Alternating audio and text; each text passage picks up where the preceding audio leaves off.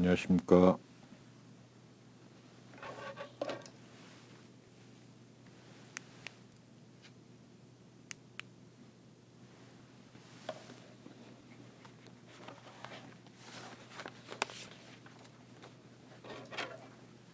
이 시간에는 부에 대해서 말씀을 드립니다. 부의 상징의 대표적인 식물로는 우리가 목단을 모단이라고도 그래요. 근데 목단이 해당이 되는데, 목단을 낙양화라고도 하고 부기화라고도 하고 화왕이라고도 하고 백화왕이라고도 해요. 그러면 이 목단을 어디서 많이 보셨어요? 목단?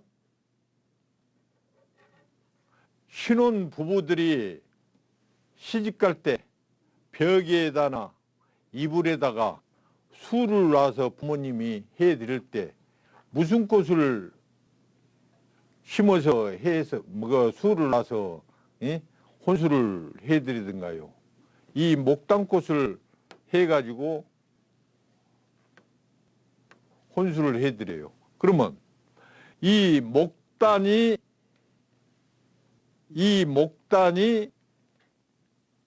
부인과의 여러 가지 병증 치료와 청열, 양혈작용, 활혈, 거작용을 하는데, 이 목단이라는 이름이 언제 생겼냐 하면 당나라 측천무 시대 고종 때 이름이 붙여진 이름인데, 측천무가 목단으로 이름을 붙여가지고 언제 낙양화로 이름이 바뀌냐면, 측천무가 자기가 여황제로 등극해가지고 당나라 때 자기 정원 어원에 나가서 너희들 한겨울에 너희들 모든 꽃들이 내일 아침에 전부 꽃을 피워주기 바란다. 니들 내 말 안 들으면 전부 알아서 다음 조치를 취한다 해놓고는, 그 다음날 아침에 어원을 가서 보니까 모든 꽃들이 전부 꽃을 피웠는데 딱 한 꽃만 꽃을 안 피웠어요.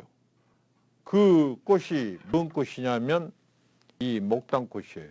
그래가지고 목단을 측천무가 저 목단꽃을 캐가지고 귀양을 보내버려라, 낙양으로 보내라. 그래서 낙양으로 보낸 꽃이에요. 그러니까 모든 식물들 중에서 식물 역사상 귀양한 식물이 이 목단이에요. 이 목단꽃이 그래가지고 낙양으로 귀양 가서 낙양화라고 불러요. 그래서 측천무가 그때 낙양으로 추방시키면서 꽃의 왕이라 화왕의 자격을 박탈을 시켜본 것이죠. 그 다음에 부기화, 화왕이다 이 말은 현종 때, 현종의 애첩이 누구예요? 양귀비죠. 양귀비하고 현종하고 나이 차이가 물경 40년 정도 차이가 나요. 그러면 현종의 아들 수왕이라고, 지금 여기는 현종은 황제고, 이제 그 나라마다 조금씩 어느 지역을 다스리는 것을 왕이라고 그래요. 현종의 아들, 그게 수왕이라고 있었어요. 그 수왕의 부인이 양귀비였는데, 양귀비가 좀 비만형이에요. 우리가 말하는 그 어느 정도 비만스러운 아름다움을 가지고 있죠. 그래서 양귀비가 옥비형이다. 이것은 비만형을 말하는 것이고, 복스럽고 덕 있는 미인을 상징하는 것이 양귀비인데, 양귀비가 너무 현종 눈에 마음에 들었어요. 그러니까 어느 날 수왕을 데려다가 현종이 놓고, 너 귀양 갈래, 죽을래, 어쩔래, 이런 식으로 협박을 했어요, 아들한테. 그러니까 아들이 목숨만 살려주시면 모든 게 하겠습니다 하고는 양귀비를 상납을 해요, 현종한테. 그래가지고 현종의 애첩이 되는 거예요, 양귀비가. 그래가지고 양귀비 때문에 아마 당나라가 망했을 거예요, 현종. 그다음 이 아름답고 꽃이 굉장히 크기 때문에 이게 중국의 당나라 때 국화로 인정을 받던 거에 지금까지 중국의 국화로 있는 거예요.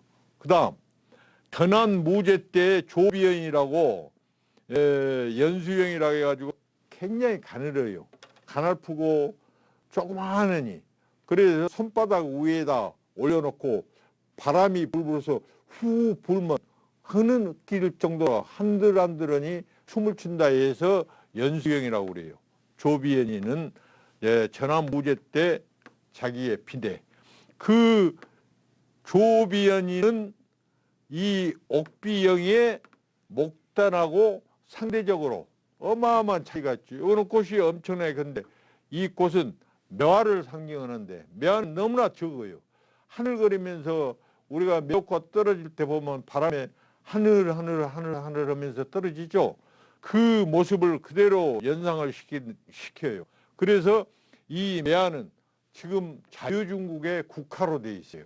그러니까 자유중국의 땅은 굉장히 적지 않습니까? 거기에 맞춰서 또 매화를 국화로 했는가 나 그 이해를 못 하겠어요. 그 차라리 똑같이 이 목단을 국화로 했으면 더 아름답고 더 나았을 것인데. 그다음 당태종이 모란도. 당태종이 선덕령한테 모란도, 모란이 그려져 있는 꽃을 선물하는데 그 모란도 안에 벌나비가 없어요. 왜 벌나비가 없어요? 모란 이 꽃이 피었을 때 향을 맡아보면 진짜 향도 아니고 이 향이라고 특이한 향, 구린내 같은 향이 나요. 그래서 이 모란에는 벌나비가 날아들지 않고 파리같이 좀 조망하는 벌레들이나 날아들지 그 시기는 날아들질 않아요. 벌나비는. 그래서 이 향이 있어가지고 향이 없다. 그것은 그 당태종이 모란도 그 그림 속에 벌나비를 그리지 않고 선덕여왕한테 그걸 그림을 상납을 하니까 보내니까 선덕여왕을 모시고 있는 여러 중신들 있죠. 그 중신들의 절반은 좋다고 보고 또 절반은 선덕여왕은 여왕이면서 시집도 못 가고 오는 것을 당태종이 비유해서 비꼬아서 벌나비를 안 기렸습니다. 이런 식으로 말을 했어요. 근데 실질적으로 그게 충신이고 아보는 사람들은 그렇게 말을 안 했죠. 근데 왜 그러냐? 벌나비의 생명이 90이라고 나비 질수를 90이라고 하는데 이 나비를 그려 넣어놓으면 이 부와 부기가 90년이나 지속을 하고 그 이후로는 지속하지 마세요 라는 의미가 있고 90년이라는 세월을 나비를 빼보면 무궁한 발전, 무궁한이 부귀를 누리세요 이런 의미가 있기 때문에 나비를 빼불고 그림을 그렸다는 것이 지금으로 말하면 맞는 말이에요. 그 다음 이 목단의 생일은 중추 8월 15일 날 이때가 생일인데 목단의 생일 때 이식을 하면 이게 안 죽고 번성을 하면서 잘 살아요. 대신 철 같은 것은 사용해서는 안 되고 쇠 이런 종류는 안 되고 청동기나 대나무 칼, 죽도 이런 걸 사용해서 이걸 캐고 이식할 때 사용을 하면 괜찮아요. 좋아요.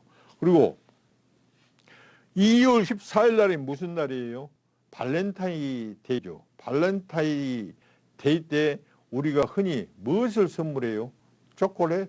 그것은 최근에 일제시대 때 일본 사람들이 그 초콜릿 안 팔리니까 팔아먹기 위해서 초콜릿을 만들어 가지고 팔아먹는 그 상도덕에 해당되지만은 실질적으로는 중국 사람들은 이 발렌타인 2월 14일 날 발렌타인 때 여자들이 남자한테 복숭아를 선물한답니다.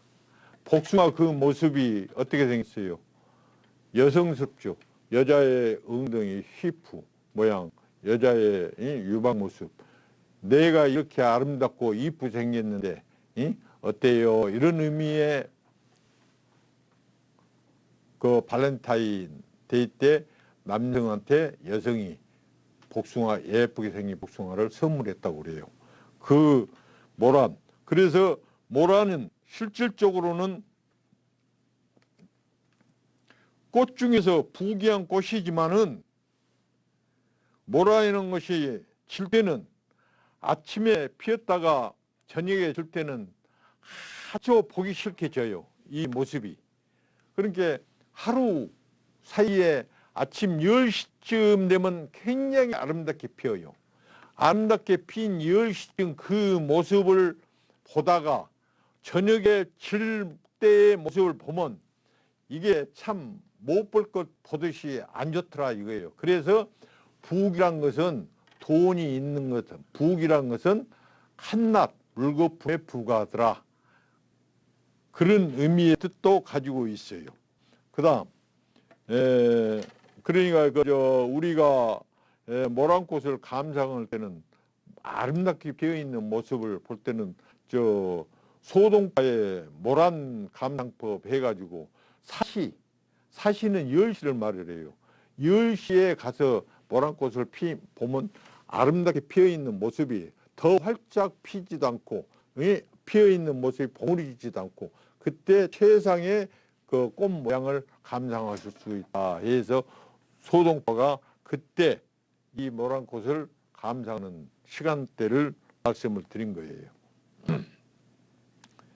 그 다음 이 모란꽃은 중국 민족 전체의 번영을 상징하는 꽃으로 이제 현재는 중국의 국화로 되어 있지만은 중국인들은 모란을 사랑하면서 모란꽃 아래서 죽는 것을 일종의 풍류로 생각할 정도로 모란꽃을 굉장히 중요시하고 있어요.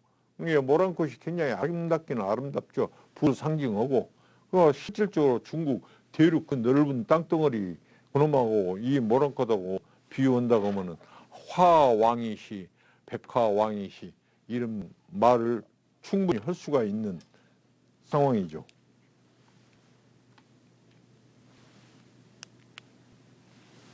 그 다음 강령.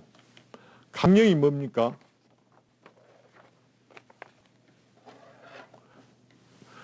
건강할 강, 안녕의 영 두 개를 빼서 강령이라고 그래요. 그러면 강령하면 우리가 건강, 오장이 안녕하십니까? 스트레스를 받지 않고 사는 것이 오장이 상해 죽겠네. 오장이 안 상하고 강령하십니까는 영은 오장을 의미하는 것이고 강은 건강하십니까?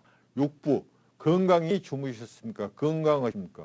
이것은 육부 우리가 건강히 무엇을 잘 자셨는가 이것을 의미하는 육부에 해당되는 것이 건강 강령이라고 그래요. 그 다음 유호덕 인을 상징하죠. 도리 불언하 자성해. 복숭아꽃이나 자두꽃은 자기가 말을 하지 않아도 복숭아꽃 자두꽃이 피어있는 아래로 스스로 오솔길이 만들어지더라. 이 의미인데 인자한 사람은 내가 인자하여 인자하지 않아요 이렇게 아무리 말을 한들 누가 먹어지지도 않아요. 스스로 인자한 사람은 스스로 덕을 행하고 모든 것 스스로 인정을 베풀고 하면 남들이 알아서 이렇게 해주더라. 이게 유호덕이에요. 그 다음 고종명, 고종명.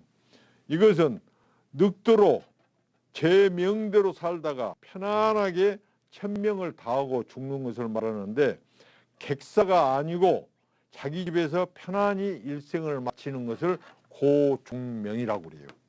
그래서 우리가 식물에서도 이 오복을 보고 배우듯이 오복이란 것은 자기가 주어진 자기한테 주어야 되는 운명이고 복이기 때문에 그걸 어거지로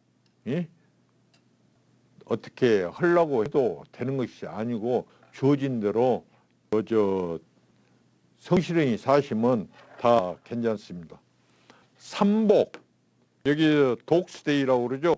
삼복은 무엇이냐? 우리가 말하는 삼복은 음력 6월에서 7월 사이에 들어있는 속절로서 지난 시대 때 유래를 해요. 그러니까 가을이 되는데 하지 지난 후 셋째 경일에 초복인데 이 가을이 될 때는 금의 기운이에요. 금의 기운은 말을 조의 기운인데 그 금의 기운이 하늘에서 내려오기 시작하는데 그때 너무나도 더워요. 더웠기 때문에 어때요? 금이 내려오려다가 못 내려오고 너무 덥다 하는 식으로 하니까 그날 개가 사람 옆에 엎드려져 있는 모습이죠. 사람 옆에 개가 엎드려져 있는 모습이 그래요. 그날이 삼복, 중국 태덕왕 때 삼복 제사를 사대문 안에서 개를 잡아서 해충으로 농작물이 입는 피해를 방지했다는 이야기가 나와요. 그리고 초복, 다음에 중복은 하지 지난 후 넷째 경일을 경은 금이에요. 목화토금세 할 때 금. 그리고 말복은 가을, 입추 지난 후 첫째 경일을 말복이라고 그래요. 그러면 이건 열흘 만에 이거 드는 거예요. 이거 들어가지고 열흘 뒤에 중복, 열흘 뒤에 말복. 그러는데 월복이라는 것이 있어요. 중복과 말복 사이가 20일이 되는 날, 이걸 우리가 말을 했을 때 월복이라고 그래요. 월복이 되는 날은 20일이 되는 날은 월복이라고 그래요. 그러면 그 다음 독수데이, 큰 개 자리에 시리우스, 천량성이라고 그러죠. 이게 로마 시대 때도 개를 잡아서 병충해 예방 차원에서 그 개를 잡아서 제사를 지냈다는 거예요. 그러니까 그건 뭐냐면 큰 개 자리에 시리우스가 굉장히 밝은 별인데 태양과 시리우스가 낮에 같이 떠가지고 있으면 굉장히 날씨가 더워요. 무진장 더우니까 병충해가 만연을 해서 그 로마 시대 때 그 농사 짓는데 굉장히 힘들었다 이거예요. 그래서 그때 개를 잡아서 병충해 제를 지냈다는 그런 로마 시대 때 문헌이 지금도 현재 존재하고 있어요.